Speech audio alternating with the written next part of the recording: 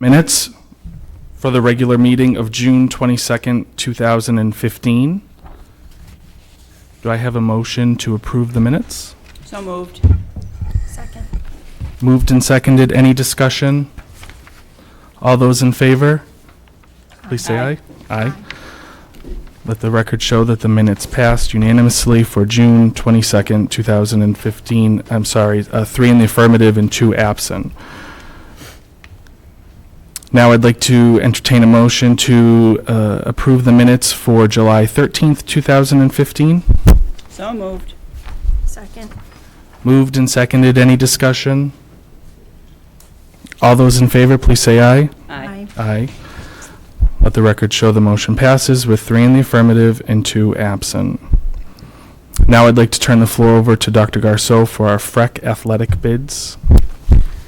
Thank you, Mr. Chairman. So the committee will remember that at the last school committee, the numbers for the athletic bids were not in place as we were transitioning to a new athletic director. Mr. May has now come on board as our AD, and you are presented with the bids from FREC for those materials. Thank you, Dr. Garceau. Do any members of the committee have any questions for Dr. Garceau regarding the FREC bids? At that time, then I'd like to entertain a motion to approve the FREC athletic bids. So moved. Second. Moved and seconded. All those in favor, please say aye. Aye. 3 in the affirmative, 2 absent. On to new business. We have the Oxford High School Student Handbook, and I'd like to invite Mr. Tebow and Mr. Connery up. Good evening, gentlemen. Good evening.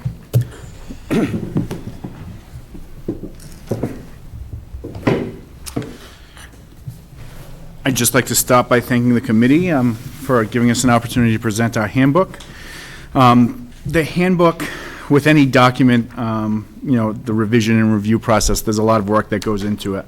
I attempted to highlight the substantive changes, to the handbook. There were 13 of them. I just want to highlight the process that we kind of used this past school year, which was to put the documents up on Google Drive and to allow for all faculty members to have an opportunity to highlight sections or policies that they felt were concerning to them, with regard to behavior in the school, student behavior in the school. And so they had an opportunity, all faculty members had an opportunity to comment that way. They offered, suggestions for possible language revisions or policy revisions. And ultimately, I would like to thank Rich Doobie, who was the Dean of Students last year, and the OEA, Vice President Evelyn Mwene. Those two were the two who took the point for that.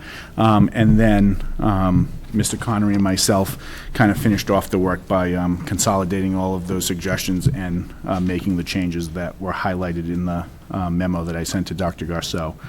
The goal for the revision, we want to build a culture here at the high school where the handbook is the guiding document for conduct management or behavior management in the building. Upon taking over last August, one of the things that was clear from the community survey that Dr. Garceau had conducted was that there was a feeling, a perception that there was no consistency and that, that there were some serious conduct issues at the high school. And what I found throughout the course of the year to be true is that the building was not a building where conduct was a major issue. It was really around communication, and there was no, the document was not a document that could be used as a guide the way it should be used. Anytime there's a conduct issue, the ultimate goal of assigning consequences is to change the behavior.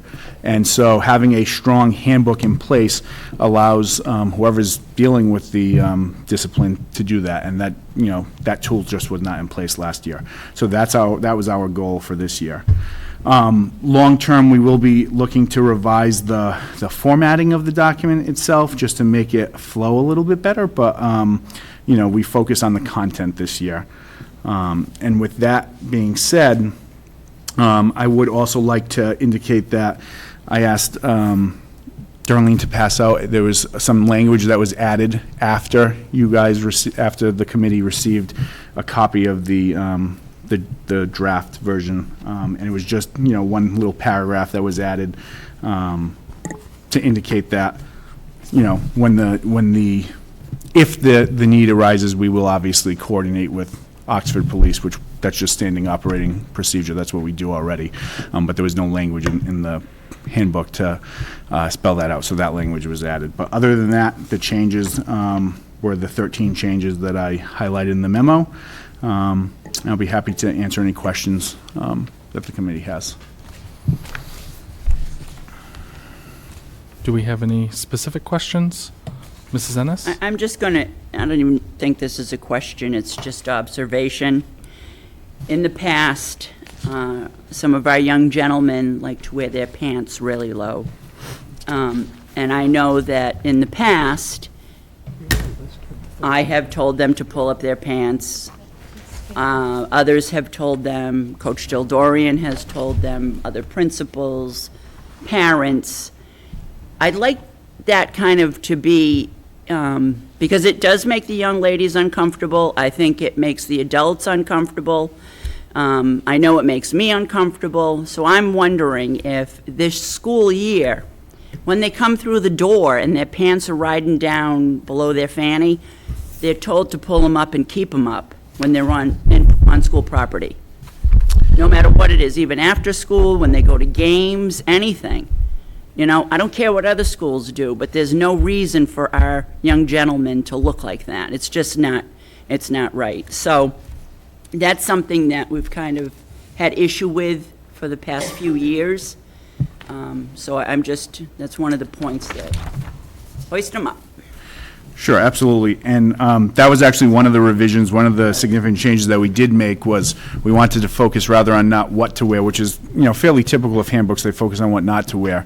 We want to build a culture where our students are demonstrating maturity and demonstrating that they, can exercise sound judgment. And so we revised that to focus on what students should be wearing, as opposed to what they should not be wearing. But certainly, in the hallways and as administration and teachers for that matter, as we see it, we will address it. And actually, the revised language spells out how it will be remediated as well. Meeting with the student, getting them to, meet our expectations, and if they can't, contacting the parents. We'll do what we need to do to make sure that happens. Thank you. Mrs. Griffin, did you have any questions or comments for Mr. Tebow or Mr. Connery? I do appreciate the detail of your document, and it's hard to encapsulate, like you said, every possible situation that could arise with discipline. So that's just something that, that people must be aware of, but I like, though, how you're trying to give structure and give people a document to be able to refer to. I appreciate that effort that you guys made. Thank you. Thank you. Finally, I would like to say that I very much appreciated the memo that to Dr. Garceau, which was forwarded to us, that encapsulated the substantive changes, because this is a rather long document, and we only received it on Friday. The other thing, and this somewhat echoes Mrs. Ennis's comments, but when I came to the building for the career fair a few months ago, I noticed that several of the young ladies had bare midriffs, and to me, I didn't think that was necessarily appropriate for a learning environment. So I'm happy to see the changes that were made with the dress code, and to echo Mrs. Ennis's comments, I hope for both the males and females are enforced accordingly. Because of the length of the document and the fact that we do not have two members of the committee present today, if it pleases the committee, I'd like to ask that we hold the vote to approve this document until our August 24th meeting, if there's no objection. Is there going to be time for printing of that? I don't think so.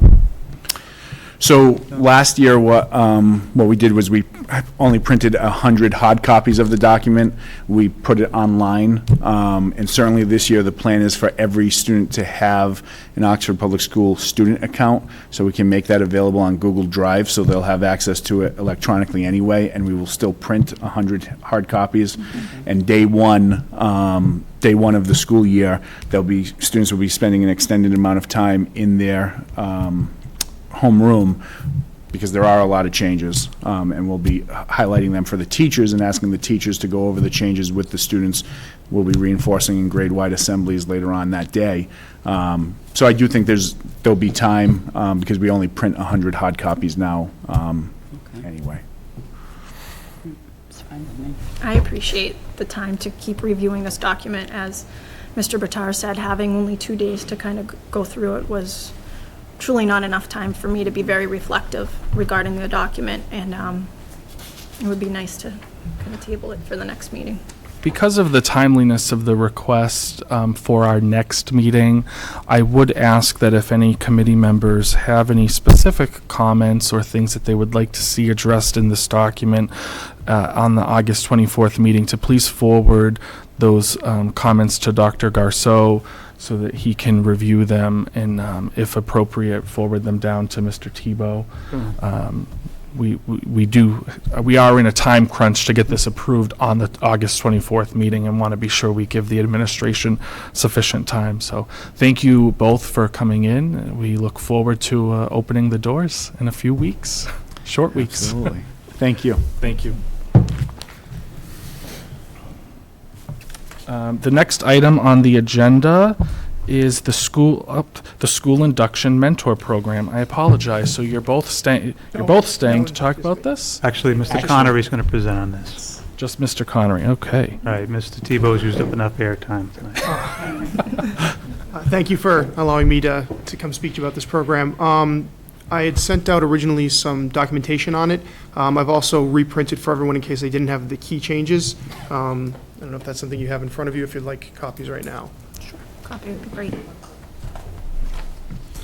So, Mr. Chairman, if I could, while Mr. Connery passes those out, we are very excited to bring Mr. Connery on board from Clinton, Mass., where he's going to be now serving as the assistant principal at Oxford High School.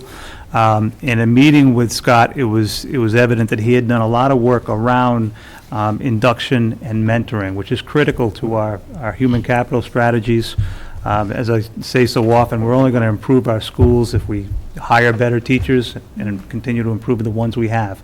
So we want to make sure that we're hiring the very best people, that we're bringing them in, that they're feeling supported as they enter the profession, and that they quickly feel committed to serving out their career here in Oxford. So to that end, Scott has put together this package that he's going to speak to about tonight. We met with the leadership of the OEA just last week. They're very excited about this new level of support and professional development, and Scott can tell you much more about it. Thank you, Dr. Garceau. So this past April, the Department of Education put out all new guidelines for how a mentoring program, an induction, mentoring, and orientation program need to be run. It's the first impressive change that they've made to a program like that, and the first guidelines they've really put out in a very long time. So many programs across the state have kind of wandered off and done whatever they felt like doing, and they're now being called to get in line with what the state is requiring. When I came in, Dr. Garceau asked me to take a look at the program Oxford's been running, and it's through Teachers 21. Teachers 21 is a wonderful group of educators that know a lot about many different things, but they're not necessarily great at any one thing. I worked since 2010 as a master mentor with the Department of Education. I was trained through Kara Pelletier Radford's program, and then since 2012 I've been a master mentor evaluator, which there are only 12 in the state, allowing me the opportunity to go and create programs like this and evaluate district-wide programs throughout the state of Massachusetts. So I've seen a lot of them, both good and bad. When given the opportunity to work on this one, I took the best from everyone that I've seen over the last 5 years and compiled them into one document that does meet every one of the state requirements. It literally steps through every single hoop that they're looking for. When they rolled this out in April, they rolled it out at 5 separate meetings across the state, north, south, east, west, and central. The central one was held at Clinton High School, and I was the moderator for it. So I know I know the law pretty well for this particular group.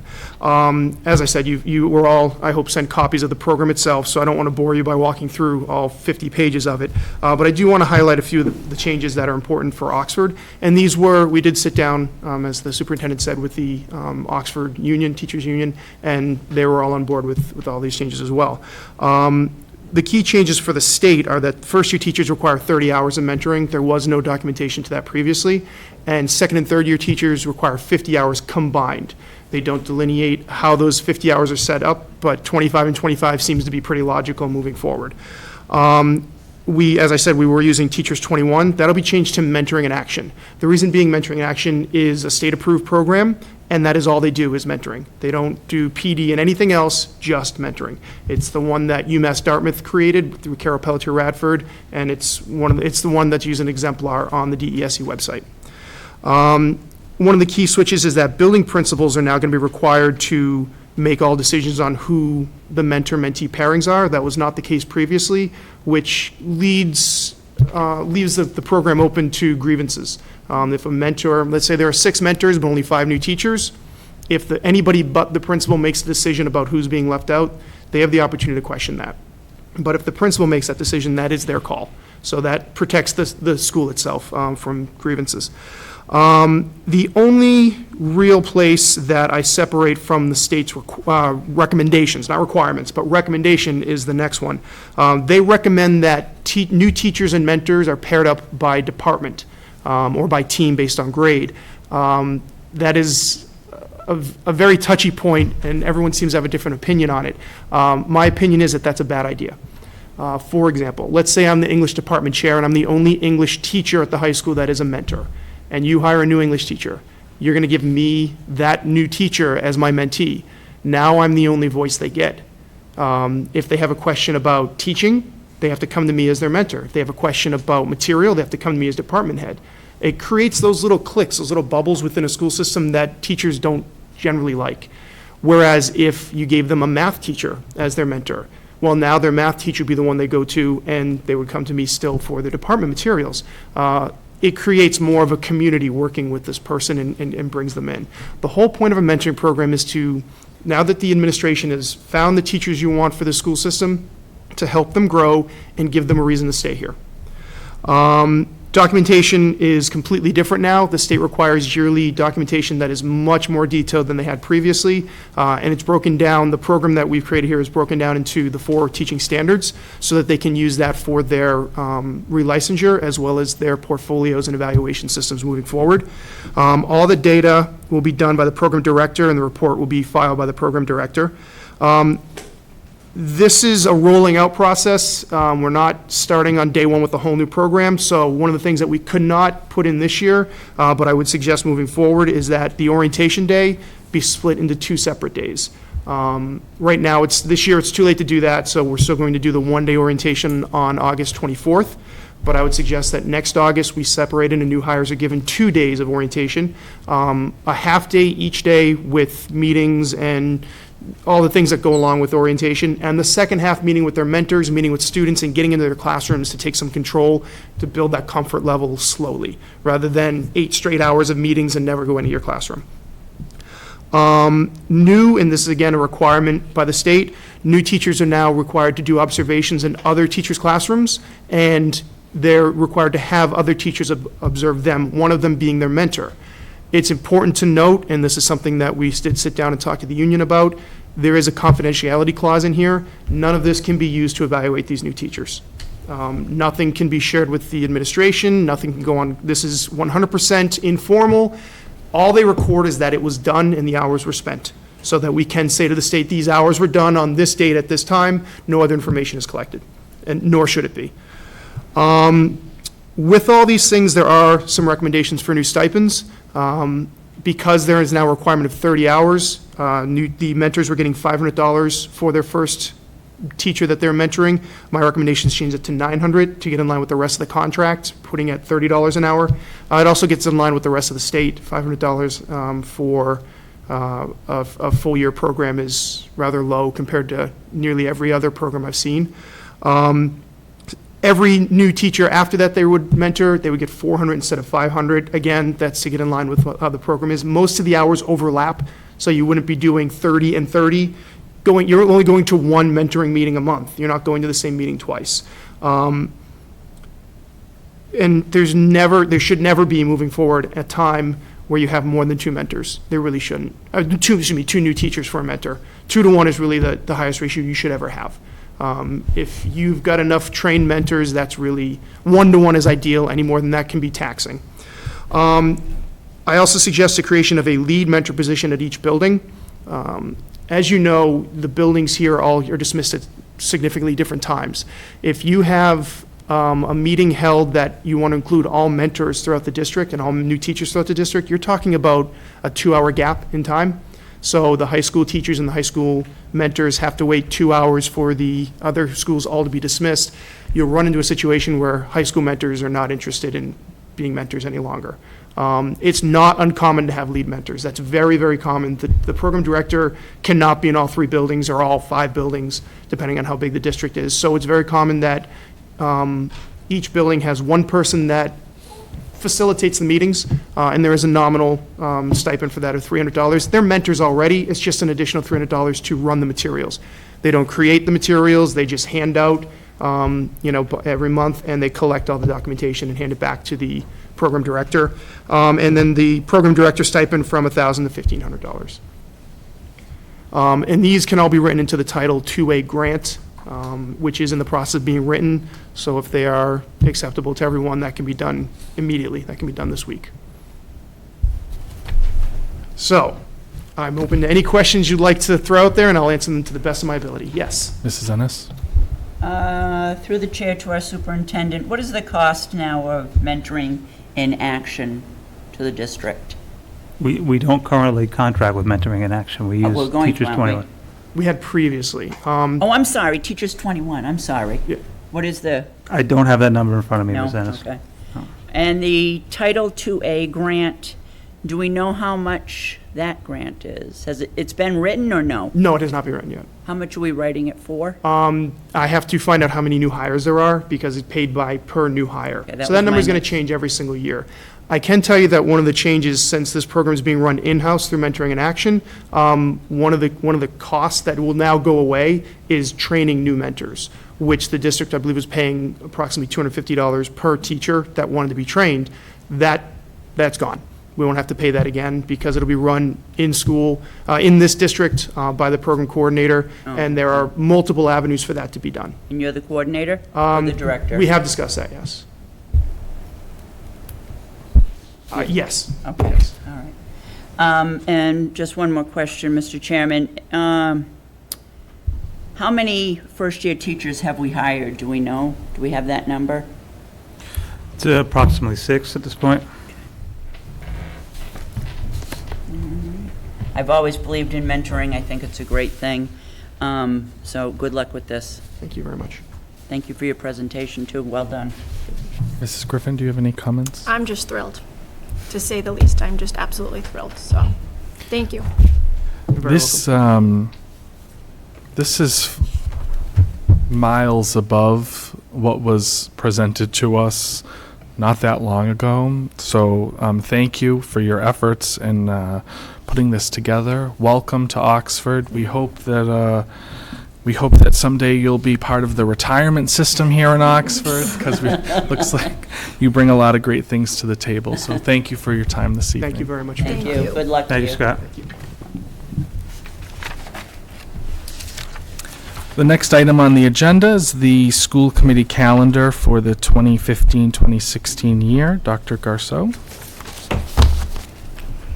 Well, in order to prepare for next year and the meetings, Ms. Cortez has put together this proposed calendar, which really doesn't deviate from what is going on in recent years. The second and fourth Tuesdays of the month, Mondays of the month, I should say, for school committee meetings, and there are also some budget workshops built in. We're hoping to begin a little earlier than we had in the past. So they start right after Thanksgiving, and, at the committee's pleasure, we can always certainly add workshops or move those around. But we want to get these dates posted for the general meetings so that folks will plan and hopefully attend meetings on a regular basis. Thank you, Dr. Garceau. Do any committee members have any questions about the calendar? Hearing none, I'd like to entertain a motion to approve the calendar. So moved. Second. All those in favor, please say aye. Aye. Aye. Let the record show the calendar passes with 3 in the affirmative and 2 absent. The next item on our agenda is our current fiscal year budget. I'd like to invite Mrs. Folio up. Good evening, Donna. All I have is the summary for you. I broke the copier at the central office. Oh, jeez.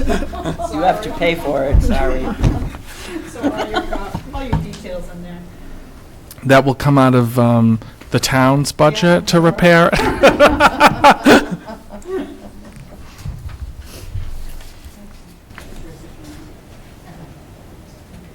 will send you a PDF with an electronic version tomorrow that has the detail. So, Dr. Garceau, yes. so, Mr. Chairman, just as a, to kind of set the scene here for Ms. Folio, we all, as I explained in my email to the committee the other day, remember the winter we had and the back and forth we had with the town around the UGA funds, and the difficulty that put us in. We ended up issuing layoff notices to about 48 staff in the spring, just prior to May 15th. Fortunately, we were able to recall a vast majority of those teachers. Even as we consolidated classes and closed sections of classes, we were able to reassign people and put them in positions where they would hopefully be most successful. We continued through the spring, and as difficult as it was going to be going into school year 15-16 and absorbing those changes in funding, we appeared to be on track to be in a good position. Again, it was going to be tight and not at all comfortable. But in all honesty, since Ms. Folio has come on, and even more recently since the special ed director, Ms. G. Gregorio, has come on, it's become obvious that we still have significant work to do on the budget. They'll be able to speak to how we ended up in this situation. But we have a significant gap to close in the budget for 15-16, which we do have a fiduciary responsibility to close. We cannot operate in a deficit. We have identified how that gap is being closed this week, and you'll hear more about that in the coming days. But I wanted Donna, the two Donnas actually, to be able to give you an update on where we are, what's been happening, and what we're going to be doing going forward. Thank you, Dr. Garceau. And for the public, I believe this is your first official school committee meeting, so welcome. Thank you. Thank you. Well, when I first came on board, my focus was, balancing for the UGA funds.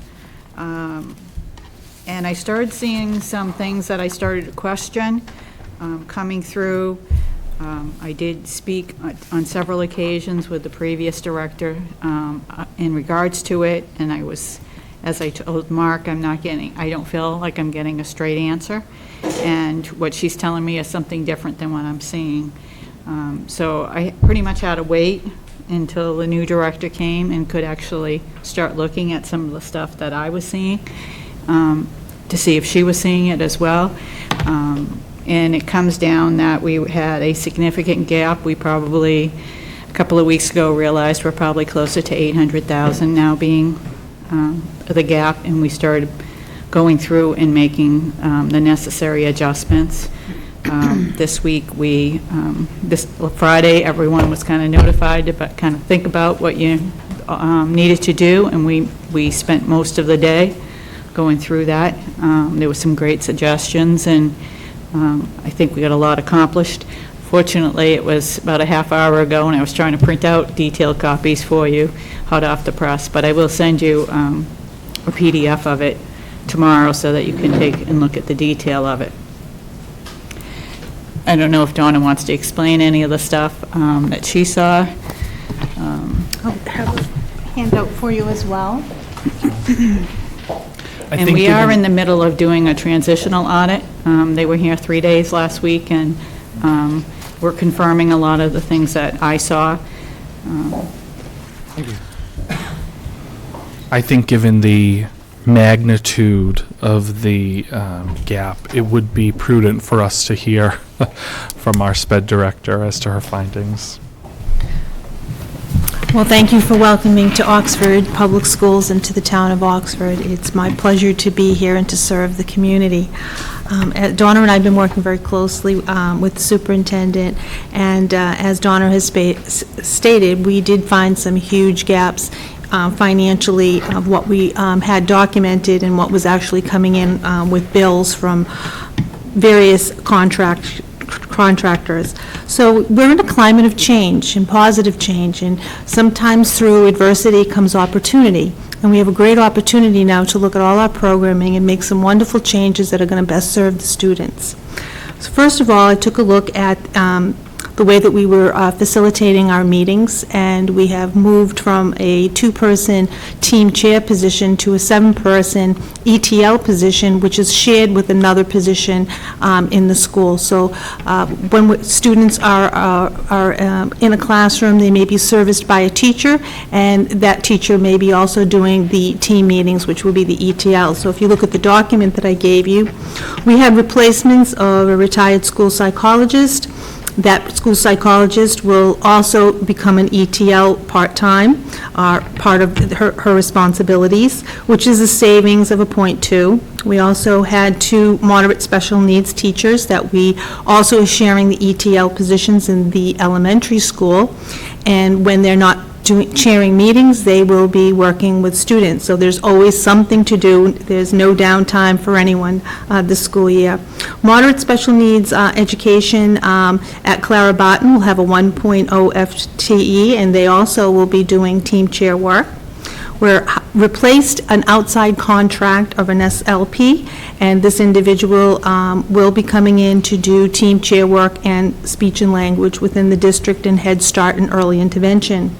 Again, we are noticing on this document, savings. The ETL moderate special needs guidance in high school FTE, we've brought down to a .02 contract, which is 1 day a week. This person will do the ETL chair the meetings, and also will do transitional work with every student. So they'll do the transitional plans, the exit summaries, and also surveys of where our students are after they've graduated or have aged out of the program at the high school.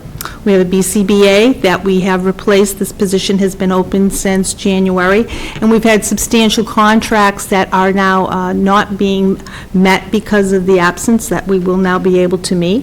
And we have a substantially separate classroom teacher now going to fill in that BCBA position. These are all reassignments here. And then we hired an SLP for the high school and middle school. In total, we came up with a 2.2 FTE savings with this change. So we've built capacity in all our buildings. We have now a liaison, a special education liaison in all the buildings, and therefore we have a stronger contact with the families and with the school and with the administration of the school. So sometimes you spend a quarter to save a dollar, and that's what we did here. We also have had some significant out-of-district contracts. Contracts for speech and language were replaced other personnel that we had in the district, some maybe 2 or 3 years ago. And that change now has gone back to having our own SLP staff, where we know what our bills are on a yearly basis, that we don't have these unexpected, unanticipated costs that we have seen that have been very disturbing, especially when the funds have not been encumbered. So these bills show up and we had no idea that they were going to be there. So this is where Donna has had to really work hard and sharpen her pencil and find out where all this money has gone. We are in a significant deficit with our committed funds. As we know, IEPs are written documents and contracts, which we need to continue to follow, and we need to work with the families to provide opportunities of least restrictive environment, and continue to work with these families and students to give them the best education that FAPE allows for our students. So here we are, making some climate changes, culture changes, and system changes that will hopefully bring the number closer to a balanced budget and maybe give us a little breathing room to continue to purchase the supplies and run the school district as it needs to be run. Thank you so much for your hard work in getting this down. I assume there might be some questions from the committee. Mrs. Ennis? What kind of savings are we looking at? On this particular, just the small culture change here in the team chair was a 2.2 FTE savings. What were the cost and the savings was not the first priority. The priority was to meet the child's needs and to meet the family's needs and to bring the team liaison or the evaluation team leader to the building. We needed to have stronger communication between that person and the building administration and with the families, and absolutely a much closer contact with the child. We shouldn't be IEP machines. We really need to be sitting at the table and really know what the children need and really have that strong connection. And looking at this, we actually saved some money. So we built capacity, and we built efficiency in. Mr. Chairman, I have a question I think I have to ask probably through you to the superintendent and Mrs. Folio. So from all of these things I'm hearing, that we have this big chunk of money, $800,000, we've been overspending, not putting things in properly, all these things that I'm hearing. You're going to tell me for the last 12 years I've been lied to? I can't tell you that. You can, you're in the books. Yes, you can. I'm in the books, and I'm telling you, I don't like what I'm seeing, but you'll get a report from somebody that is unbiased. Okay, so let me say this to that, since I've been here the longest. I don't go into the central office anymore. There's a reason why I don't. I think that the superintendent has the majority of the job under control. And I want to go out kind of peacefully, but I don't see that happening.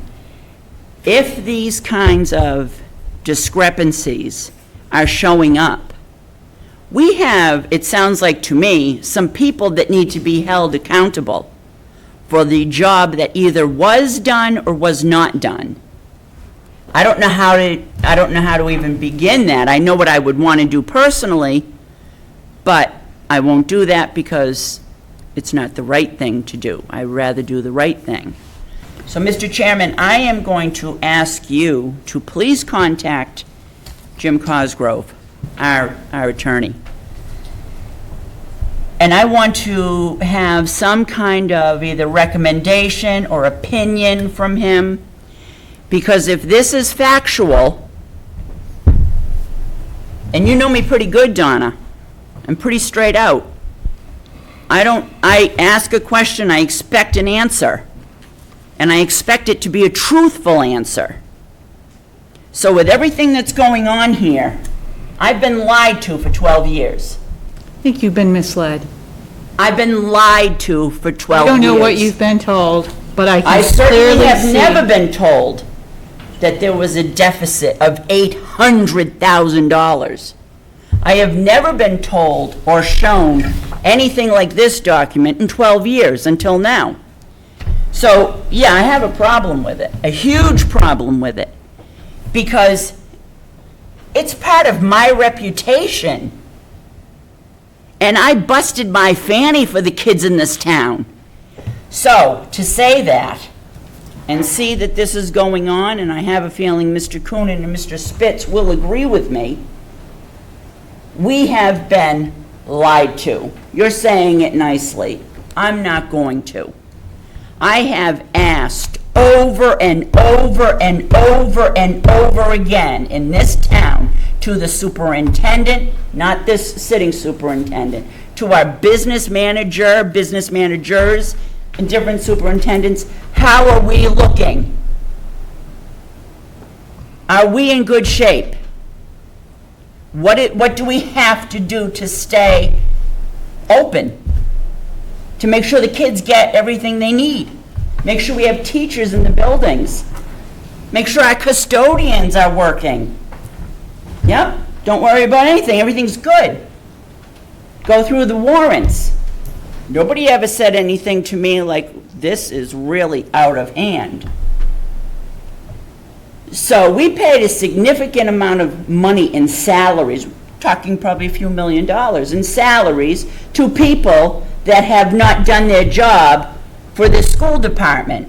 And now we have an $800,000 discrepancy that somebody has got to be held accountable for. In my opinion, and I could be told I'm wrong, which is fine, but in my opinion, it certainly sounds criminal to me. There's something wrong there. There's something terribly wrong. I had so many meetings. I have so many notebooks full of information at home from meetings that I've had, from conversations that I've had with former leaders, I'll call them, of the school district. And obviously, they must have thought that I was some kind of a fool because I believed them. Well, I can tell you that some of the problem dominoes. If you're looking at this, and I'm showing you what's being applied, that was very hard for me to carve out of the budgets I was working with. And what it tells me is you're spending money in anticipation of getting it, which is very dangerous. These are not guaranteed Right. funds. I can't adjust it all in 1 year. So when you see here, you see we're going to use circuit breaker for $400,000. Right now, with everything that I had to use to get out of 15, only $5,000 in that account. I have to assume that I'm going to get $400,000 in the year. You shouldn't be functioning on that. No, I and- can't make another $400,000 worth of cuts in here. No, and really, circuit breaker funds, I mean, what's happening with that is still questionable, what we're going to be receiving, what every district is going to be receiving, if they're going to receive anything. So the balance that I put is what you should be spending as an applied. It should be the money sitting in the account, not anticipated. And in many of these cases, it was anticipated. I think that's part of the problem, what was happening with Project Coffee. Project Coffee 10 years ago had $1 million surplus.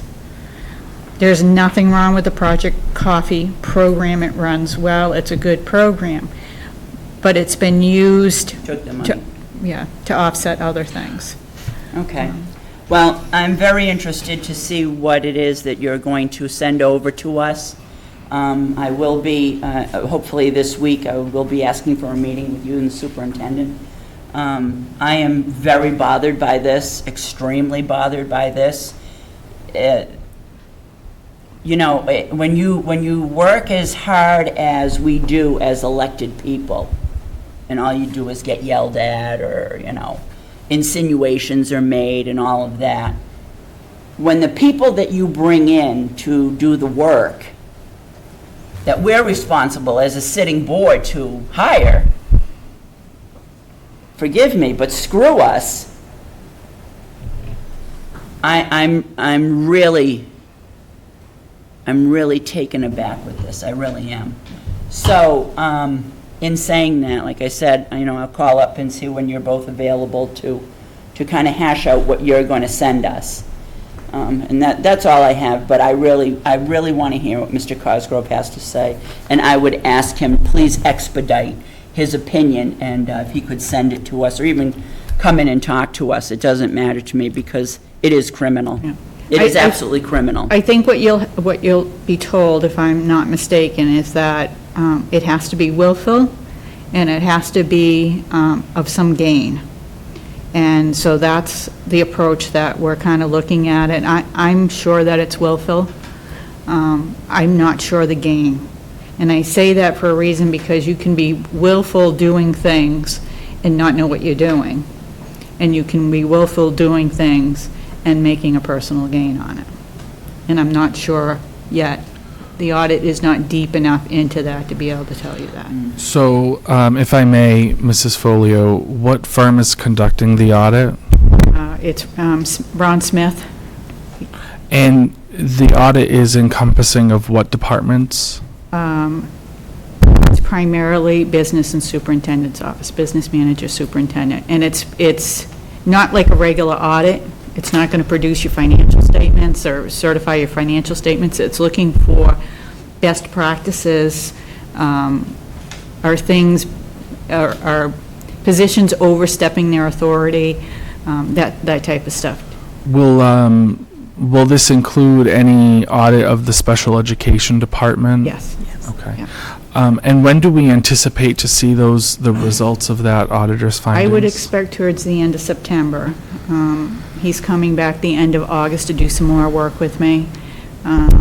We gave him quite a bit when he was here for 3 days last week. The one good thing is the most common area for problems is the student activity accounts, and for what I'm seeing, those are actually in pretty decent shape. So, if I may recommend that we hear the audit results prior to paying counsel for an opinion, if that pleases the committee. Not me, no. I would rather hear his opinion of what's going on and fill him in as we go along. No, I'm not going to wait until the end of September. I want to know what's going on now, because if there's people that need to be brought back here to answer for actions that they have taken, I would rather it happen now and not wait for the audit. We already know we have an issue, right? We don't need to wait. This is not something we're going to sit back and wait. I don't want to wait. I don't think it's right to wait. Can I just ask Brown and Smith? Is it Brown and Smith? No, Ron Smith. Oh, Ron, I'm sorry. Where's he from? I think he's out of Maine.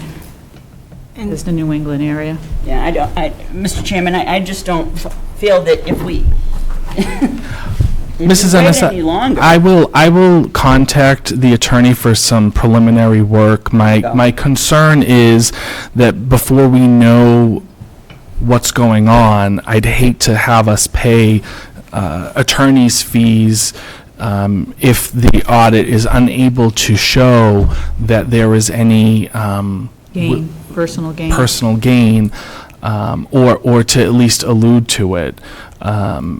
These things happened over the course of years from what we're seeing, and this is, I think, prime example of why the consolidation made sense on a trial basis. To have Mrs. Folio come in and take a look at our books, and clearly there were issues with this district, and I think that's evident by the the turnover in leadership that we've had, and I can confidently say at this point I'm confident in where we're going. But to your point, I think that accountability is important, and we do need to find out if the committee has any recourse to for any wrongdoings that may have taken place. So, Mrs. Griffin, I'm sorry. No, that's quite all right. Some thoughts to put out there. I know normally when an audit takes place, sometimes the school committee has their input in who the auditor is. And just like legal counsel, we can pursue who we want to be legal counsel at any point. And I know things like that, legal counsel hasn't changed in quite a long time. I'd like to, formally make a motion that since we're really kind of looking here at all different ways to save the district money, that we pursue looking at different legal counsel, not saying that our legal counsel now is not wonderful. But I think that we should price shop in all areas. We should certainly do our due diligence to make sure that we have the best people in place everywhere. And I think we very much are doing that now as a committee. And I can tell you that as far as legal is concerned, the town has town council, and that handles most of the legal issues. But there have been, school committee uses Cosgrove, and the special ed department in the past has used a different firm, which I believe we are making a change there because that's part of the issue that we're having. Some things that I've seen that I question. I don't know if I feel comfortable enough to say it out in public without having the documentation. I don't want to be, slander liable for stuff, but there is some very significant issues. So I'd just like to make a motion that we entertain this, maybe when the full board is present, that we think of, looking at all aspects of things, including that, and future auditors, that we discuss things like how is an auditor chosen? What are the particular things that we can ask to look at? I know it can be very specific. Normally, you wouldn't have this type of audit. Okay. It's only happening because, actually, before anybody decided to change hands last spring, I was talking with the Finance Committee, and we discussed, they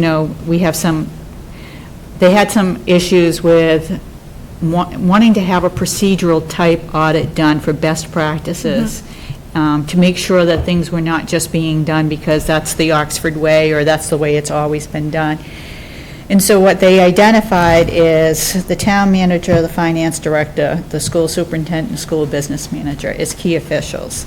And they felt if any one of them left, that they should request that this type of audit be done.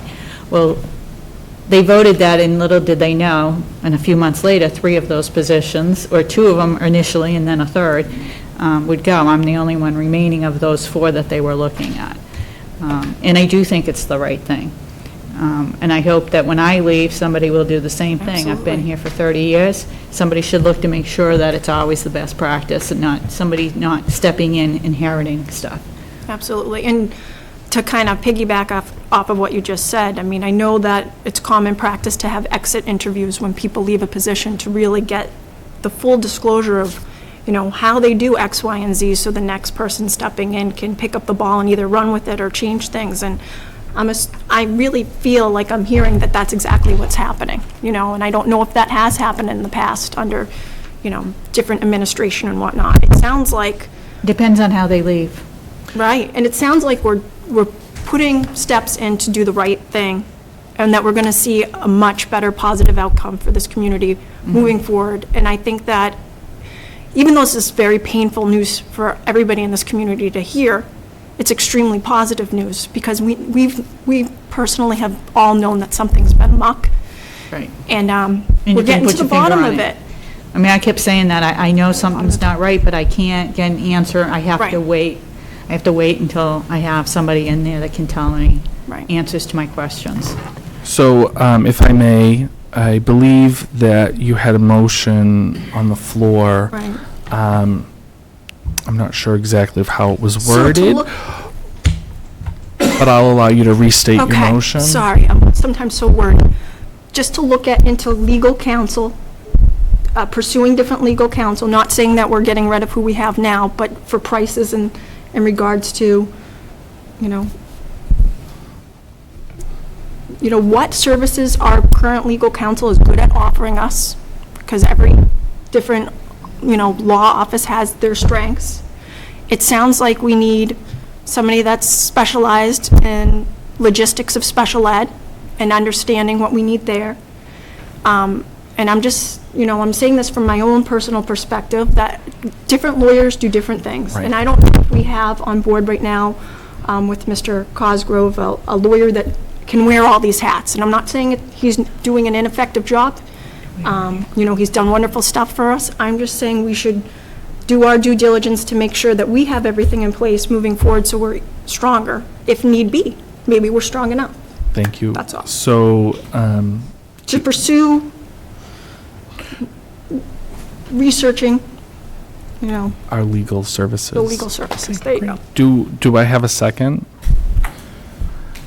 I'm not going to second the motion at this point in time, but what I will do, Mrs. Griffin, is I will place it on an agenda item for a future meeting for us to talk about our professional services that the district receives and that are under the purview of the committee, in particular, our legal counsel and